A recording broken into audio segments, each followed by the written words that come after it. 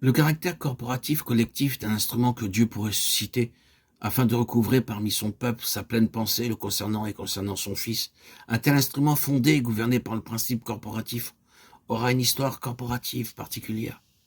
Il y a quelque chose de différent à propos d'une telle œuvre, d'un tel ministère, d'un tel dessein. Dans tout ce qui concerne son propos souverain d'amener son peuple à une pleine connaissance de Christ, Dieu suscite et utilise beaucoup de moyens et de ministères. Cela peut être des prédicateurs et des lieux de prédication. Il l'a fait et il le fait encore. Cela peut être un ministère en vue d'approfondir la vie spirituelle, et à cet effet des dons spéciaux peuvent être accordés.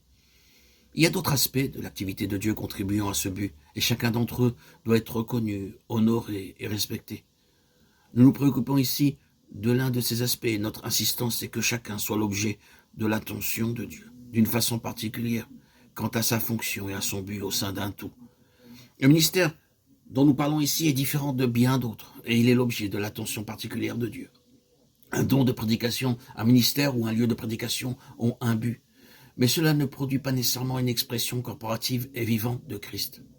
Alors que les matériaux pour édifier la maison de Dieu peuvent être rassemblés et instruits par un tel ministère, il n'en résulte pas forcément un organisme véritablement corporatif.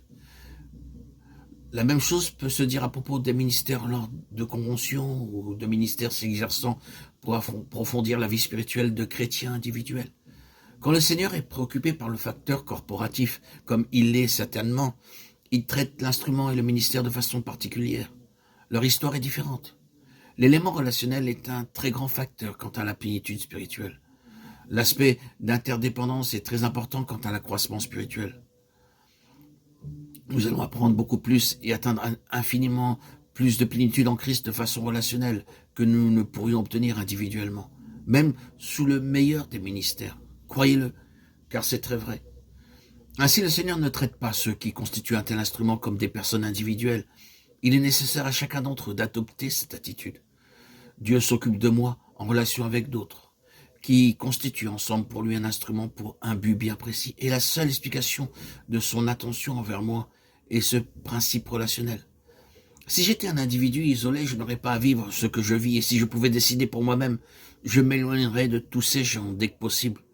Et je continuerai seul afin de connaître le Seigneur pour moi-même, sans l'interférence de ce qui est relationnel. Prendre une telle décision serait perdre de vue la chose principale que Dieu recherche.